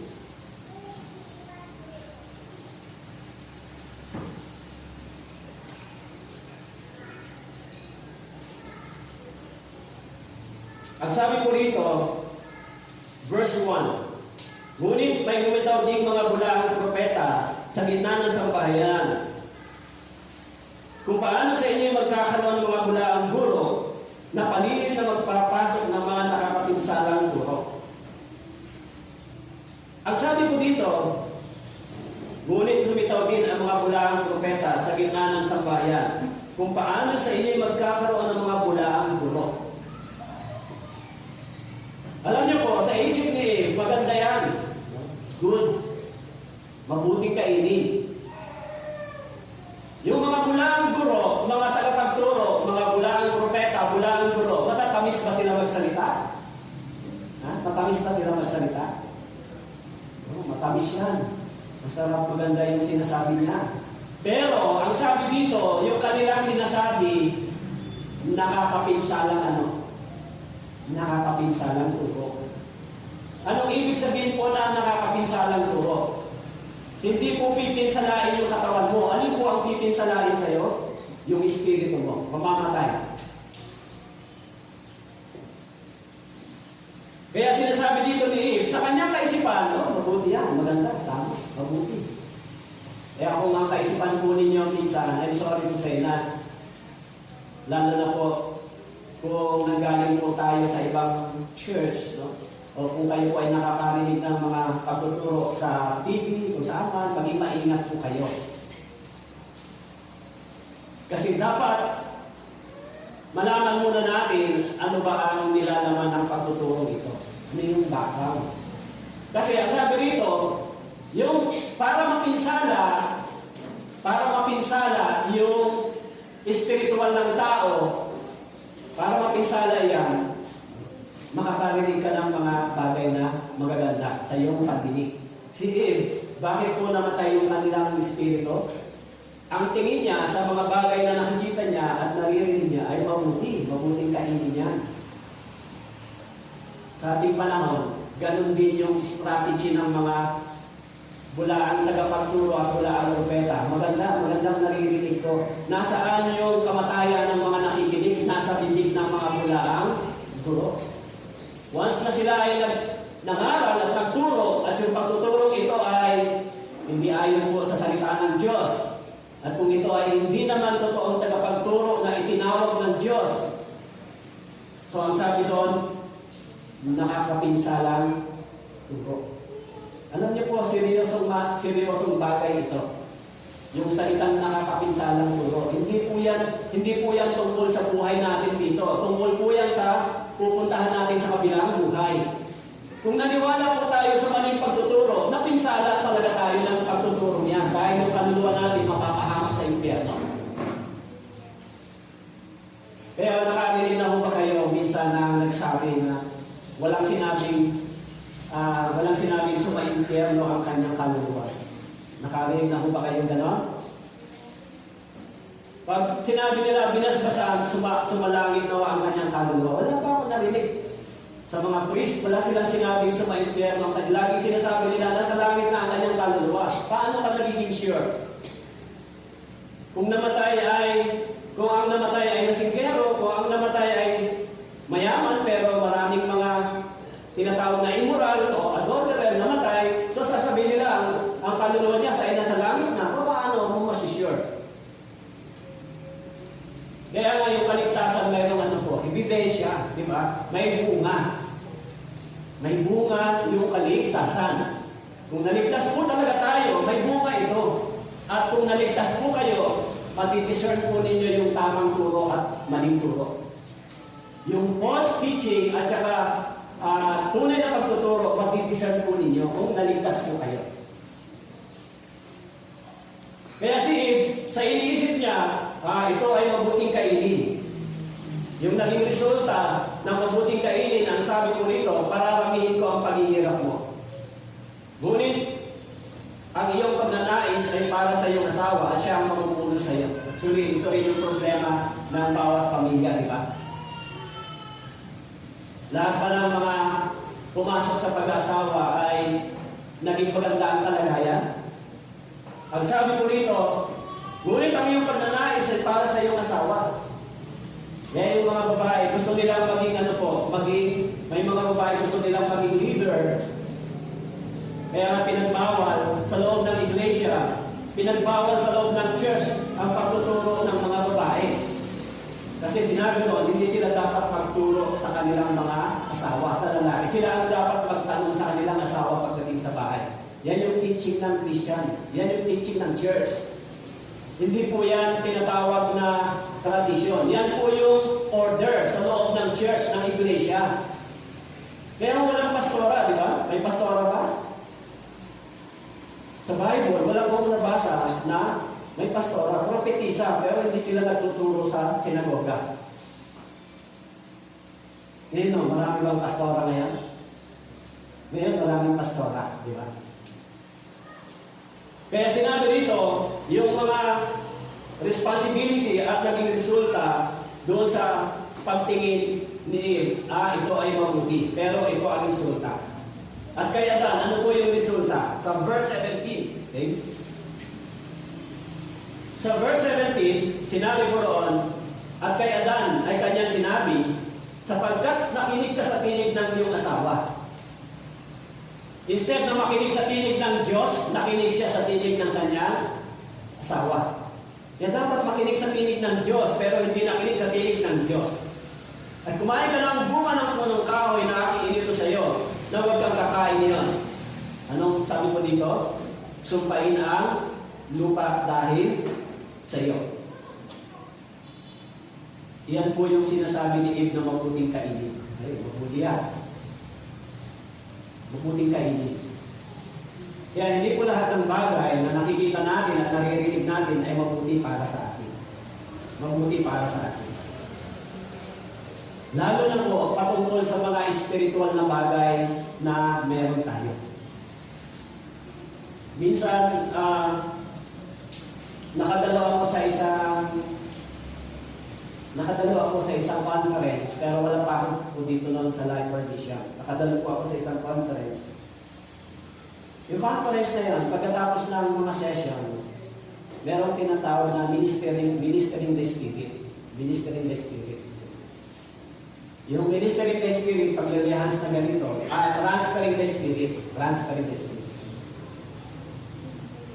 Paglilihans, pagkatapos babagsak, tapos nanginisay. Nakakita na ba kayo ng gano'n? Iniisip nila na yung ganitong gawain ay gawa ng banal na Espiritu. Gawa ng banal na Espiritu. Pag bumagsak na slave, gawa ng banal na Espiritu. Nung mga panahon na yun, hindi ko pa yan masyadong naiintindihan. Ano ba yan nangyayari? Kaya ako noon tinatry ko na gawin yun. Tinatry ko na mag-lehans. I-lehans yung mga miyembro, pero walang bumabagsak. Kaya nag-isip ako, bakit sila, pag nag-lehans sila, bumabagsak, pero ba't sa akin wala? May power. Pero nung ako po ay napasama sa mga ganito at dumating sa akin yung Ebanghelyo, sa loob po ng panahon niya, binasa ko yung Biblia, tinignan ko, bakit ba ganito? Ibig sabihin, hindi po kailangan niya ng Kristiyano. Hindi kailangan ng Kristiyano. Gusto niyo ba bumagsak dyan pag may lehans? Gusto niyo ba mga lehans, babagsak kayo? Dito gusto niyo ba ganon? Ang dami pong bumagsak na mga ganon, pero pagkatapos mababalitaan mo, naging immoral, tuloy-tuloy sa pagiging lasinggero, tuloy-tuloy sa gawain ng mga bagay na hindi maganda sa salita ng Diyos, pero bumagsak sila. Kaya dito po sa pag-aaral ng Biblia, napakahalaga yung pagkaunawa natin sa salita ng Diyos. Maging si Eve, sinasabi niya, mabuti ito, mabuting kainin. Pero ano yung naging resulta? Si Adan, dahil sa kanya, sinabi rito, dahil sa kanyang pagsuway, sinumpa ng Diyos ang lupa. Sinabi niya, sumpay ng lupa dahil sa iyo. Kakain ka mula sa kanya sa pamamagitan ng iyong bigat na paggawa. Sa lahat ng mga araw ng iyong buhay.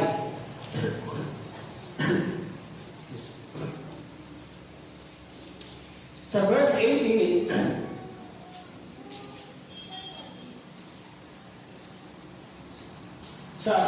sinabi ko roon, mga tinik at tawag ang sisibo doon para sa iyo. Kakain ka ng talim sa parang, sa pawis ng iyong mukha ay kakain ka ng tinapay, hanggang ikaw ay bumalik sa lupa, sapagkat dyan ka kinuha, ikaw ay alabok, at sa alabok ka babalik. Yung God's warning o yung warning ng Diyos na maaari ang pagpili ng tao ay humantong sa kanyang kapahamakan o sa kamatayan ay nangyari po dito. Alam niyo po, sa ating panahon, napakarami ding warning ng Diyos sa Bible, di ba?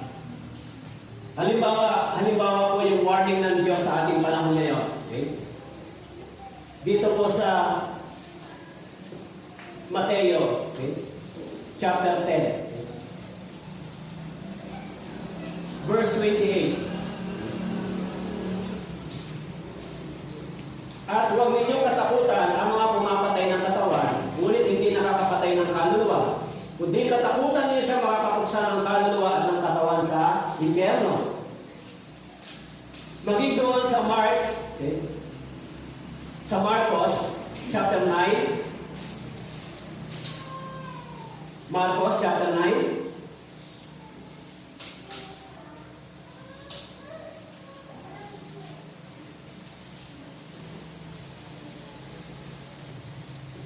Marcos chapter 9, verse 43.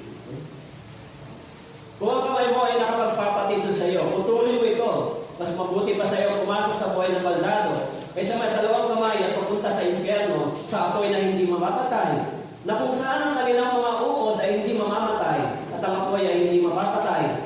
Kung ang paa mo'y makapagpapatid sa iyo, putulin mo ito. Mas mabuti pa sa iyo pumasok sa buhay natin na pilay kaysa may dalawang paa ka, maitapon sa impyerno, na kung saan ang kanilang mga uod ay hindi namamatay at ang apoy ay hindi napapatay. Ito po ba? Warning po ba ito ng Diyos? It is God's warning sa ating panahon. Si Adan at Eva, si Adan ay binigyan ng Diyos ng warning. Huwag kang kakain. Warning. Dahil pag kumain ka ng bunga ng punong kahoy na nagbibigay ng kaalaman ng mabuti at masama, mamamatay ka. Yung Biblia din, patuloy na nagbibigay ng warning sa ating panahon. Sabi dito, yung apoy na hindi namamatay at uod na hindi namamatay ay naghihintay sa tao sa kabilang buhay. Ito ba warning ng Diyos? Pero maraming tao, ini-ignore po yan. Ini-ignore nila yung warning na yan. Katulad ni Adan, ini-ignore nila yung warning ng Diyos. Ini-ignore nila. Binigay yung warning, huwag mong gagawin ito. Ganito rin naman sa ating panahon. Ganon din ang ginagawa ng tao. Yung warning ng Diyos, hindi rin nila ito pinapansin. At patuloy din nila itong nilalagak. Okay? Kaya, maging sa ating panahon, patuloy na ang salita ng Diyos ay nagbibigay ng warning. Huwag ka magpatuloy dyan sa kasalanan dahil yung apoy at yung uod na hindi namamatay ay naghihintay sa iyo. Pero alam niyo po yung mga tao, hindi sila natatakot dyan. Hindi nila yan binibigyan ng pansin. Tuloy-tuloy pa rin sila, di ba? Si Adan at si Eva, bagamat alam nila yun, nilabag pa rin nila yung salita ng Diyos. Kaya yung iniisip nila mabuti sa kanila ay nagdala sa kanila ng kamatayan. Kaya sinabi doon, kapag ikaw ay kumain yan, you shall surely die. Kaya sinabi po noon sa Genesis chapter 2, balikan po natin, verse 17, mula sa punong kahoy ng pagkakilala ng mabuti at masama, huwag kang kakain. Kapag sa araw na ikaw kumain yan, ay tiyak na mamamatay ka. Sa araw na ikaw ay kumain yan, tiyak na mamamatay ka. You shall surely die. So, pagkatapos ng kanilang disobedience, panglima, meron pang consequence dito. Sinabi po roon, meron pong dalawang kamatayan ng tao. Tama po?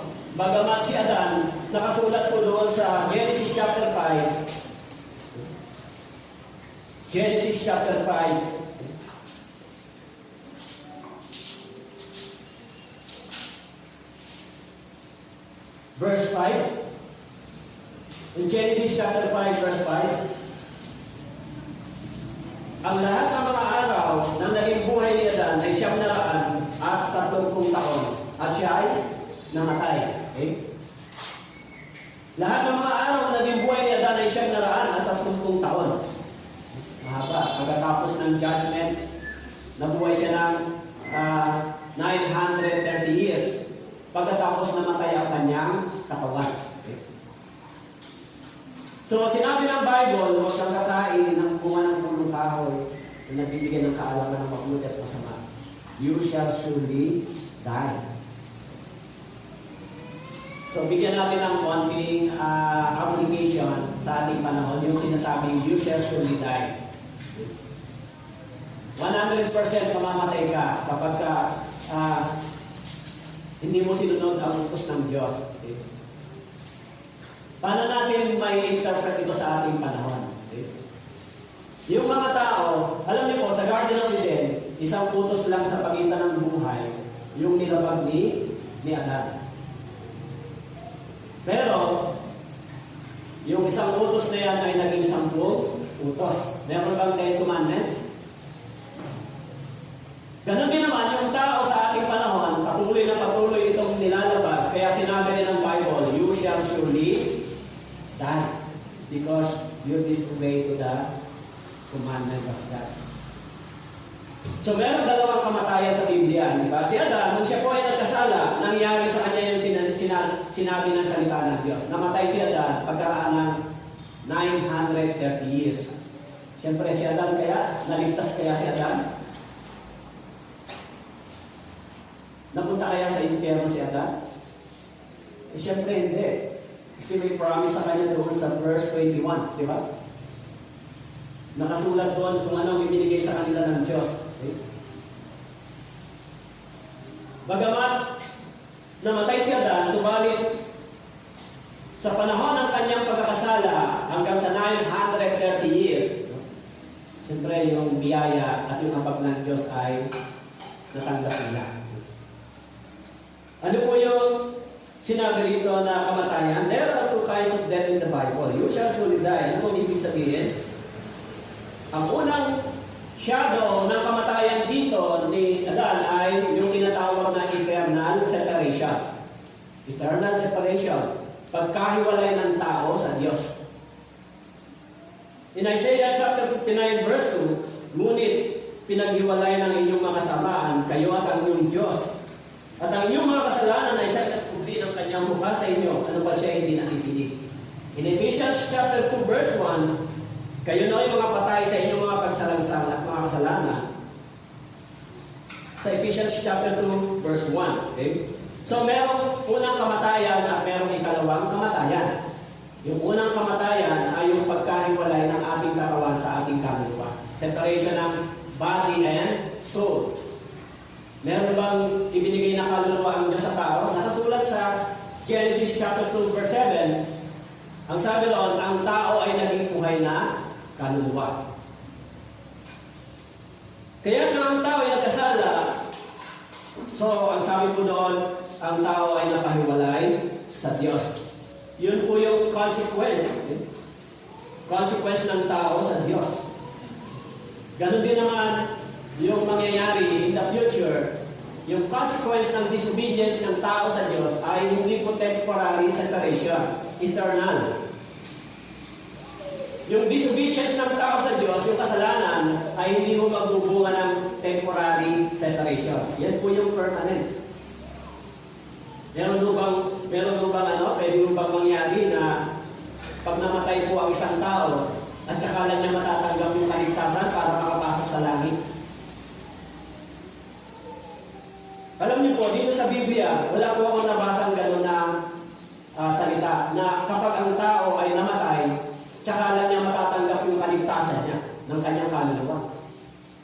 Ang alam ko sa Biblia, ang tao ay habang nabubuhay, dapat matanggap niya yung kaligtasan ng kanyang kaluluwa.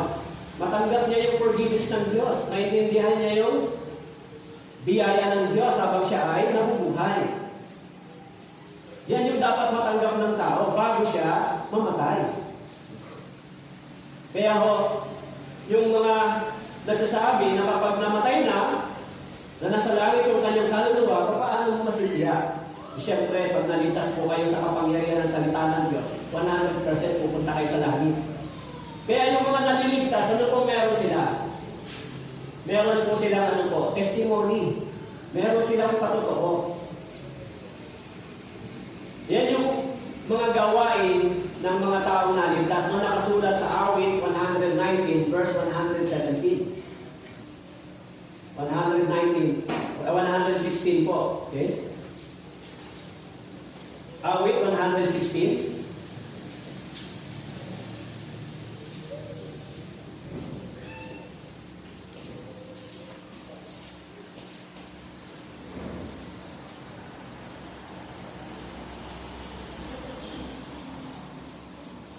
Awit 118 verse 17 po. Awit 118 verse 17. Okay? Ang sabi ko rito, hindi ako mamamatay, kundi mabubuhay. At ang mga gawa ng Panginoon ay isasalaysay. Hindi ako mamamatay, kundi mabubuhay. At ang mga gawa ng Panginoon ay isasalaysay. Ito po yung gawain ng mga taong ligtas. Ano po ang gawain ng mga taong ligtas? Isalaysay ang gawa ng Diyos. Ano po ang ibig sabihin ito? Testimony. pagtitestify kung ano ang ginawa ng Diyos, kung ano ang natanggap mo mula sa Diyos. Pagpapatotoo. Kaya nga ho yung mga taong naliligtas, nagpapatotoo sila. Di ba? Kaya po yung Romans chapter 10 verse 9, yan po yung correlation verse niya, na yung mga taong naligtas na may nangyari sa kanilang mga puso, mula sa kanilang mga puso, nagte-testify yung kanilang mga labi. Kaya yan din po yung misinterpreted ng marami. Kapag nag-testify daw, pagka nagpahayag yung labi, ligtas na, hindi po. Bago magpahayag ang isang tao, naligtas na po siya. Bago magpahayag. Bago tayo magpatotoo, naligtas na tayo. Bago ka mag-testify, naligtas ka muna. Kung mag-testify ka na hindi ka naman naligtas, ano naman ang ipapatotoo mo? Wala namang ginawa ang Diyos sa iyong puso. Paano ka magpapatotoo? Kaya po, napakahalaga po ng ating topic. Medyo, kasi ang gusto ko lang i-deal dito, yung mga false gospel na kumala sa mga pagtuturo na kinote yung mga talata but misinterpreted naman. Kaya po yung history ng gospel, mahalaga na ito ay ating maaral yung history. Bagamat nagkaroon po ng ganong pagsuway si Adan at si Eva, pero may pangako po ang Diyos sa kanila. Ano po yung resulta? Doon po sa Romans chapter 5, verse 18. Kaya kung paano sa pamamagitan ng isang pagsuway ay dumating ang kahatulan sa lahat ng mga tao, kaya din naman sa pamamagitan ng isang matuwid na gawa ay dumating sa lahat ng mga tao ang pag-aaring ganap. Sapagkat kung paano sa pamamagitan ng pagsuway ng isang tao, ang marami ay naging mga makasalanan, gayon din sa pamamagitan ng pagsunod ng isa, ang marami ay magiging mga matuwid. Kaya dito, bagamat nagkasala si Adan at si Eva, may pangako yung Diyos. Sabi po sa Romans chapter 5, verse 18, sa pamamagitan ng isang pagsuway, yan po ay si Adan, dumating ang katulan. Pero sa pamamagitan ng isang matuwid, yan po ay si Jesus Christ. Kaya yung unang Adan ay nagkaroon siya ng failure. Hindi niya nagawa yung tungkulin na binigay ng Diyos. Pero yung ikalawang Adan, yung second Adam ay si Jesus Christ. Si Jesus Christ, ginawa niya yung kalooban ng Diyos. Kaya sabi po dito sa verse 19, sapagkat kung paano sa pamamagitan ng pagsuway ng isang tao, ang marami ay naging mga makasalanan. Gayon din sa pamamagitan ng pagsunod ng isa, ang marami ay magiging mga matuwid. Kaya mababasa po natin yung promise doon po sa verse 21. Chapter 3 ng Genesis. At iginawa ng Panginoong Diyos si Adan at ang kanyang asawa ng mga salotang balat at sila'y kinamitan. This is the promise. Ang meron dito ay yung pangako ng Lamb. Si Jesus Christ. Ang bahagi po dito sa verse 21. Okay? Hindi lamang po yun, ipinangako ng Diyos yung kaligtasan ito, hindi lamang sa kanila, maging sa ating panahon. Okay? Punta po tayo sa verse 18, chapter 2, verse 18. At sinabi ng Panginoong Diyos, hindi mabuti na ang lalaki ay nag-iisa. Siya igagawa ko ng isang katuwang na nakabagay sa kanya. Kaya mapapansin po natin dito sa verse 18, sinabi ng Panginoon na hindi mabuti na ang lalaki ay nag-iisa. Alam niyo po, yung kwento ni Adan at ni Eva ay medyo sa ibang story, medyo may konting negative na pagtingin. Kasi bakit naman si Eve, kinain niya pa yung, pwede naman kainin yung bunga ng punong kahoy nito, ba't yun pa? Kaya minsan may mga story dito na parang iniisip nila, ang sinisisi nila, yung babae kasi ang nagkasala. Pero hindi po yun ang pinipinpoint dito. Dito sa verse 18, sinabi ng Panginoong Diyos, hindi mabuti ng lalaki na isa, siya igagawa ko ng isang katuwang na nakabagay sa kanya. Actually, this is the picture of the church. Christ and the church. Kaya, pagdating po doon sa verse 21, kaya tinatulog ng mahimbing ng Panginoong Diyos ang lalaki at habang siya natutulog, kinuha niya isa sa kanyang mga tadyang at pinagbilong sa lugar na yon. At ang tadyang na kinuha ng Panginoong Diyos sa lalaki ay dinawag sa babae at dinala siya sa lalaki.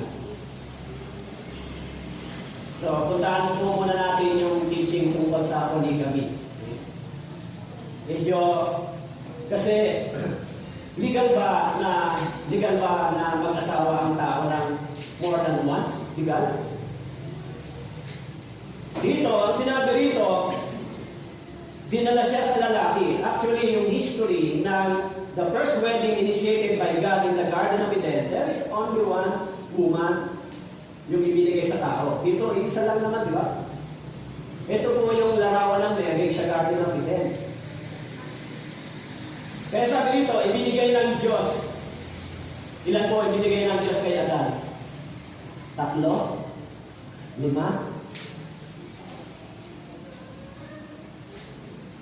Kaya minsan po nakanood ako ng isang talakayan doon sa FB, pinakikinggan ko. Malitaw ang turo ng mga Kristiyano na isa lang ang tinuturo daw ng batas ng mga Kristiyano, isa lang daw ang asawa. Malitaw. Mali. Kasi pwede naman daw sa Biblia na more than one. Kasi doon sa panahon ng mga sa panahon ni Jacob, ilan ba asawa ni Jacob? So sa panahon ng mga history na ito ay may mga asawa sila na more than one. Meron mo ba? May nabasa kayo? Pero dito sa history, sinabi rito, ilan po yung ibinigay ng Diyos sa lalaki? Ilan po binigay dito?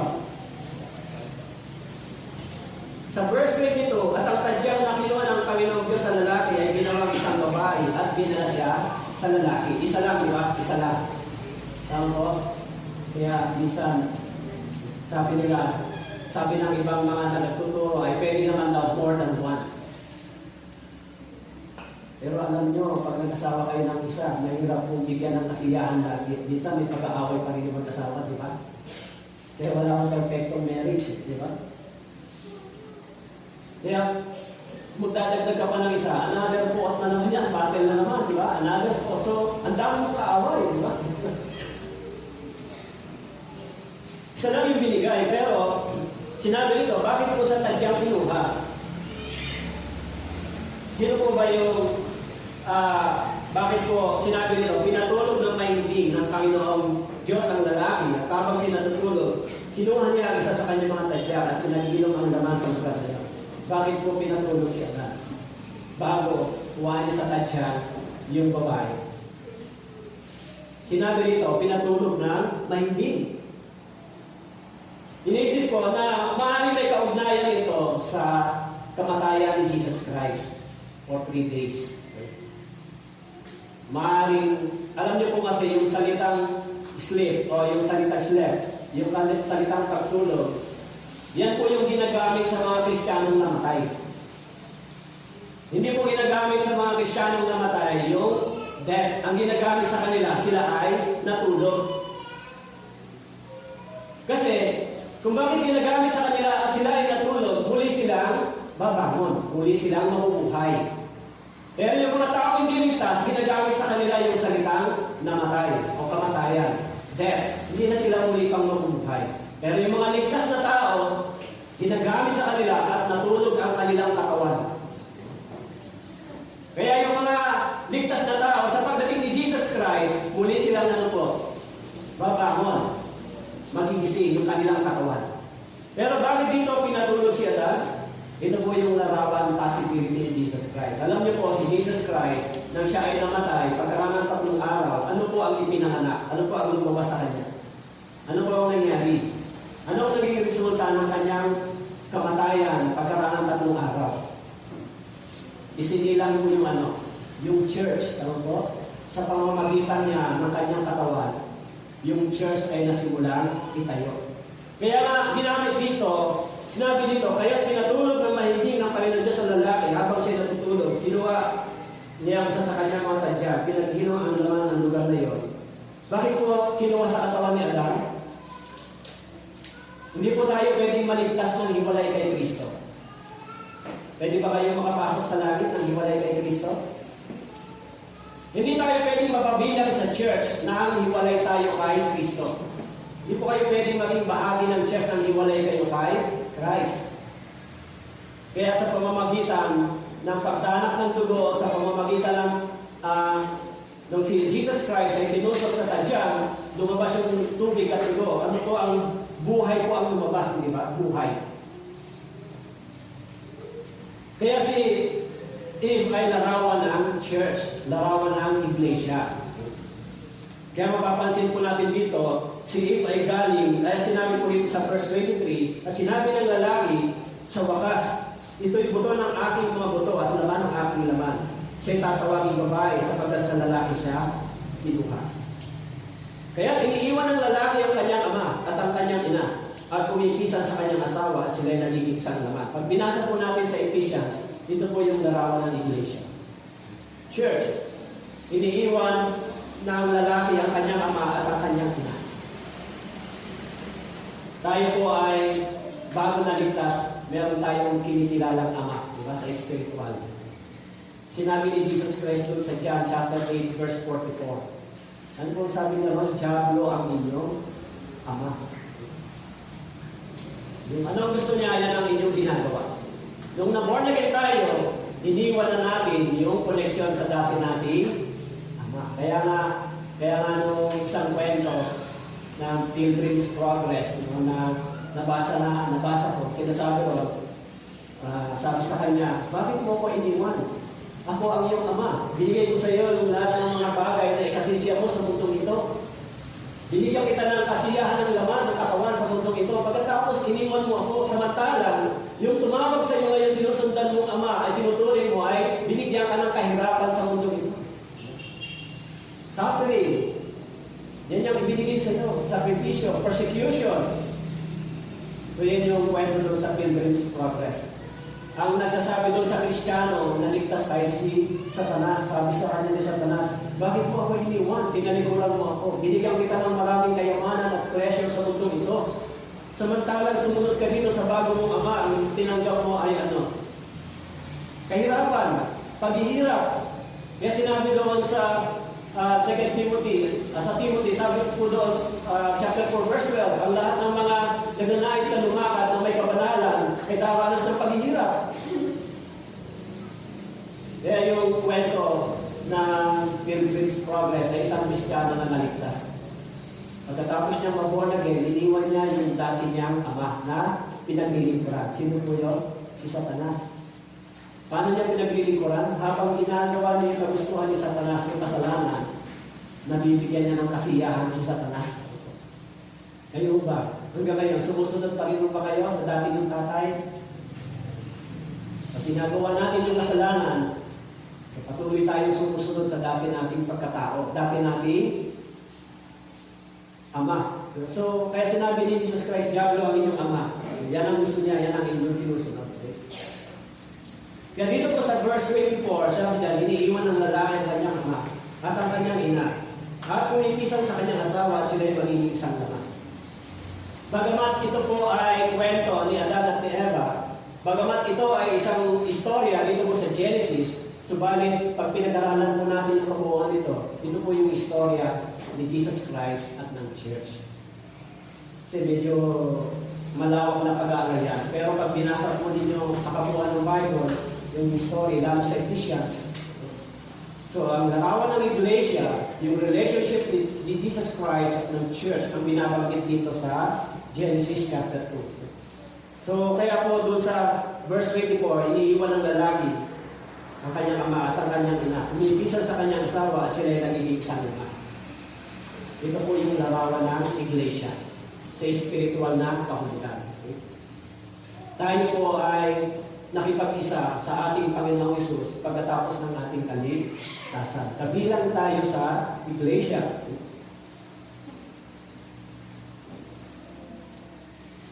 So doon po sa verse 21, chapter 3. Verse 20, tinawag ng lalaki ang kanyang asawa na Eva sapagkat siya ang naging ina ng lahat ng mga nabubuhay. Kaya yung meaning ng pangalan ni Eve ay life o living. Buhay. At binasa po ninyo doon sa interpretation. Okay? At iginawa ng Panginoong Diyos si Adan at ang kanyang asawa ng mga kasuotang balat at sila ay tinanggitan. So from chapter 2 hanggang chapter 3, meron pong gospel dito. Meron pong ipinangakong kaligtasan dito. Kaya balikan natin yung title ng ating pinag-aralan, The Meaningful Obedience of Man to God.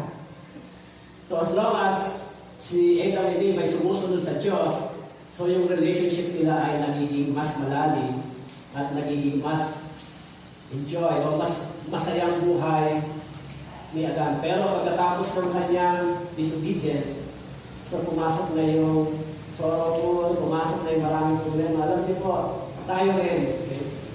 As long as na tayo ay sumusunod sa Panginoon, sumusunod sa salita ng Diyos, yung relasyon natin sa Diyos ay mas magiging malalim. Habang ginagawa natin yung Kristiyano nating pamumuhay, so yung relasyon natin sa Diyos ay nagiging mas deeper, mas nagiging close. Bagamat si Adan at si Eva ay nagkaroon ng pagsuway, subalit ipinangako din sa kanila ng Diyos yung Ebanghelyo. So yan po yung istorya ng Ebanghelyo. Kaya nasusunod pag-aralan natin yung ilan pang mga interpretation ng mga scripture sa Biblia, yung ilang mga misinterpreted na may pinalaman patungkol sa kaligtasan. Pagka natapos ko na po yung topic na yan, yung ilang mga misinterpretation na may pinalaman sa salvation, saka po ako pipili ng isang book na pag-aaralan natin sa buong taon. Okay, para magkaroon tayo ng pag-aaral po. Okay po, so tayo po yung nalang. Maraming salamat po, Diyos, sa biyaya ng salita ng Diyos na ibigay sa amin, maging doon po sa istorya ng Biblia na may mga aral sa aming Panginoon. Lord, salamat po sa inyong salita na bagamat noong unang panahon kami po ay sumuway laban sa inyo, subalit dahil sa inyong habag sa amin, dahil sa biyaya na ibigay niyo sa amin sa pamamagitan ng aming Panginoong Hesus na namatay doon sa cross. At sa pagdaanan ng kanyang dugo, kami po ay tumanggap ng walang hanggang biyaya ng Diyos ng kaligtasan. Salamat din po, Panginoon, sa mga brothers and sisters na narito. Ingatan niyo po kami. Ito po ang aming dalangin sa pangalan ni Jesus. Amen.